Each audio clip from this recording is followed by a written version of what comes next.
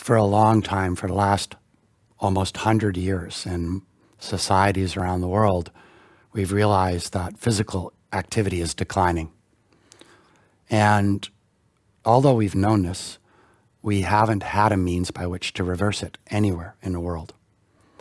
So we've been stuck with science, great knowledge that tells us there's no doubt that if you're more physically active, you get better social health, better mental health, better physical health, and even increased creativity. We know that. More physical activity creates great holistic wellness. But the secret sauce is missing. What is that which creates people to be physically active? And this is where physical literacy comes in.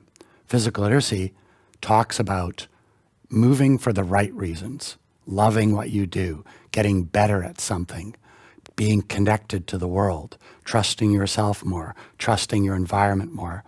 That's why people move, not because we wag a finger at them and say, be active, otherwise you'll get disease. So physical literacy takes a positive, constructivist approach to saying, move for the right reasons. And that's refreshing. And if you're physically literate, you'll become physically active. If you're physically active, better social, mental, and physical well-being. That's why physical literacy is new and cool.